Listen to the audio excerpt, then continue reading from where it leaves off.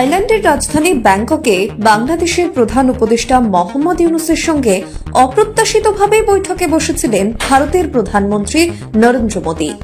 এটা তাদের প্রথম দ্বিপাক্ষিক বৈঠক। যদিও শুক্রবার সকাল পর্যন্ত এই বৈঠকের বিষয়ে ঘুণাক্ষরেও জানায়নি ভারত এবং ভারতের প্রধানমন্ত্রী নরেন্দ্র মোদী। কিন্তু বৈঠক হলো, কারণ বাংলাদেশের অন্তর্বর্তীকালীন সরকারের কাছ থেকে বারবার ইউনূস ও মোদীর মধ্যে একটি বৈঠকের আর্জি জানানো হচ্ছিল। শুক্রবার সেই আর্জিতে সাড়া দিয়ে ভারতের প্রধানমন্ত্রী বসলেন বৈঠকে। কিন্তু ঠিক কি কি বিষয় নিয়ে আলোচনা হলো সেটার আভাস পাওয়া গেলেও রয়ে গিয়েছে ধোঁয়াশা।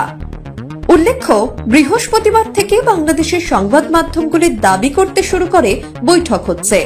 তবে তখনও ভারত সরকার এ ব্যাপারে কোনো উচ্চবাচ্য করেনি। শুক্রবার সকালেও ভারত কিছু জানায়নি। শেষ পর্যন্ত বাংলাদেশের প্রধান উপদেষ্টার সঙ্গে বৈঠকে বসলেন নরেন্দ্র মোদী। বাংলাদেশের সংবাদ মাধ্যমগুলি সেই বৈঠক নিয়ে প্রবল উৎসাহে খবরও করল।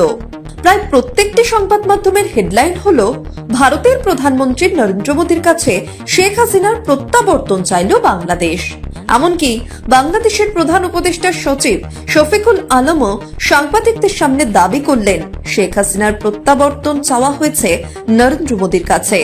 কিন্তু এও দাবি করলেন এই বৈঠক অত্যন্ত ফলপ্রসূ।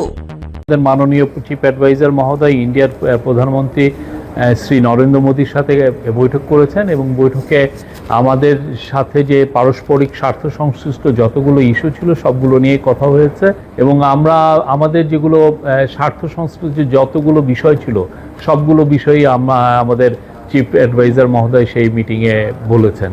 যেমন শেখ হাসিনার প্রত্যর্পণ বিষয়ে কথা হয়েছে, শেখ হাসিনা যে ওইখানে বসে অনেক ধরনের ইনসেন্ডিয়ারি কমেন্ট করছেন সেগুলো বিষয়ে কথা হচ্ছে।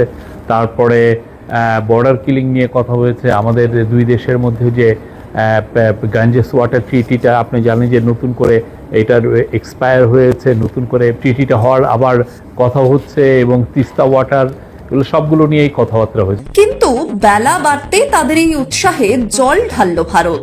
বিদেশ সচিব বিক্রম মিস্ত্রি এক সাংবাদিক সম্মেলনে স্বীকার করলেন, বাংলাদেশ শেখ হাসিনার প্রত্যাবর্তন চেয়েছে। সেই সঙ্গে তিনি এও বললেন, এই বিষয়ে কোনো মন্তব্য তিনি করবেন না। ভারতের বিদেশ সচিবের আরও দাবি, বাংলাদেশে হিন্দুদের ওপর নির্যাতনের ঘটনা নিয়ে সেদেশের প্রধান উপদেষ্টা মোহাম্মদ ইউনূসের কাছে ক্ষোভ উগরে দিলেন ভারতের প্রধানমন্ত্রী নরেন্দ্র মোদী। পড়শি দেশে উগ্র ইসলামিক জঙ্গিবাদী এবং ভারত বিরোধী শক্তির উত্থান নিয়েও ইউনূসকে ভারতের ক্ষোভের কথা জানান মোদী। देखिए, जहां तक शेख हसीना का सवाल है और उनके सिलसिले में जो बांग्लादेश की ओर से एक निवेदन आया है, मैं इसके बारे में इसके बारे में बातचीत हुई थी और जो हमारे स्पोक्स पर्सन हैं उन्होंने पहले ही इसके बारे में आपको अवगत किया है कि हमारे पास इस मुद्दे पे एक निवेदन आया है। इस समय इस विषय पे कुछ और कहना मेरे लिए उचित नहीं होगा। माइनॉरिटीज की, अल्पसंख्यकों की जो वहां पे हालत है और इस विषय को लेके बातचीत में जो दोनों लीडर्स के बीच में हुई, जैसा मैंने अपने रिमार्क्स में कहा, प्रधानमंत्री जी ने इस मुद्दे को खुल के सामने रखा। इसके बारे में हमारी गहरी चिंता उन्होंने जताई और इसका असर जो बाकी समाज पे होता है उसके बारे में प्रोफेसर यूनुस को अवगत कराया और उन्होंने अपनी आशा जताई कि आखिरकार ये जो मुद्दा है इसकी जो जिम्मेदारी है वो बांग्लादेश सरकार की है। और उन्होंने आशा जताई कि बांग्लादेश सरकार इस विषय पे अपनी जिम्मेदारियों पे खरी उतरेगी और इन चीजों को आगे इनकी जांच करेगी। जहां तक चुनाव का सवाल है, देखिए, कोई भी डेमोक्रेसी हो उसमें रेगुलर और इंक्लूसिव इलेक्शंस उसका एक बहुत ही अहम हिस्सा होते हैं और हमने प्रधानमंत्री जी ने इसके बारे में भी अपनी सोच प्रोफेसर यूनुस से साझा की और आशा जताई कि हम आगे चलते एक डेमोक्रेटिक, इंक्लूसिव और स्टेबल बांग्लादेश देखेंगे और उसमें इलेक्शंस का अपना एक रोल होता है, वो सब जानते हैं। এখানেই শেষ নয়। বিমস্টেক সম্মেলনে প্রধানমন্ত্রী নরেন্দ্র মোদী যে রাষ্ট্রপ্রধানের সঙ্গে দ্বিপাক্ষিক বৈঠক করেছেন প্রত্যেকের সঙ্গে ছবি সহ কিছু কথা তার নিজের সমাজ মাধ্যমে শেয়ার করেছেন। মোহাম্মদ ইউনুস ছাড়াও নরেন্দ্র মোদী বৈঠক করেছেন মিয়ানমারের সেনা শাসক জুন্টা সরকারের প্রধান জেনারেল মিন আং হ্লাইং এর সঙ্গে।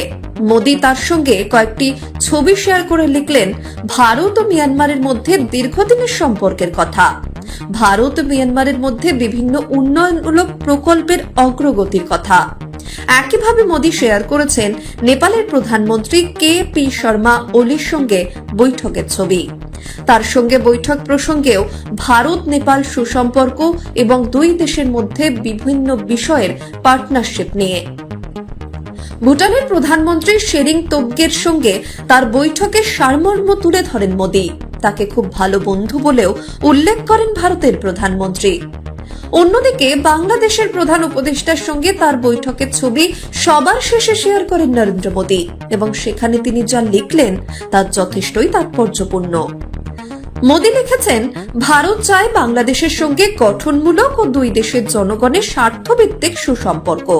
তিনি আরো লেখেন, আমি বাংলাদেশের শান্তি, স্থিতিশীল এবং অন্তর্ভুক্তিমূলক গণতন্ত্রের সমর্থক। মোদী লেখেন, বাংলাদেশের প্রধান উপদেষ্টার সঙ্গে তার আলোচনায় সীমান্ত বিরোধ সহ বেআইনি অনুপ্রবেশ ঠেকানোর বিষয়ে কথা হয়েছে। সেই সঙ্গে তিনি বাংলাদেশে হিন্দু সহ অন্যান্য সংখ্যালঘু সম্প্রদায়ের নিরাপত্তা ও ভালো থাকার বিষয় গুরুত্ব দিয়ে আলোচনা করেছি। মোদীর এই ফেসবুক পোস্টগুলি বুঝিয়ে দিচ্ছে বাংলাদেশের প্রধান উপদেষ্টার সঙ্গে ঠিক কোন ধরনের বৈঠক হয়েছে। আসলে হাসিনার প্রত্যাবর্তন চাওয়া হলেও নরেন্দ্র মোদী যে তাতে কোনো গুরুত্ব দেয়নি সেটা বিদেশ সচিবের বক্তব্যেই পরিষ্কার। অন্যদিকে মোদী যে ফেসবুক স্ট্যাটাস দিয়েছেন তাতে বোঝা যাচ্ছে তিনি হিন্দু নির্যাতন ও সন্ত্রাসবাদ নিয়ে বাংলাদেশকে কার্যত চরম সতর্ক করে দিয়েছেন। দেশে প্রবল বিরোধিতা থাকা সত্ত্বেও নরেন্দ্র মোদী বৈঠক করেছেন মোহাম্মদ ইউনুসের সঙ্গে। আসলে তিনি বোঝাতে চাইলেন ভারত এখনো সুযোগ দিতে তৈরি, বাকিটা বাংলাদেশ ও মোহাম্মদ ইউনুসের হাতে। দেওয়াল লিখন কি পড়তে পারছেন নোবেল জয়ী? ব্যুরো রিপোর্ট, নিউজ বর্তমান।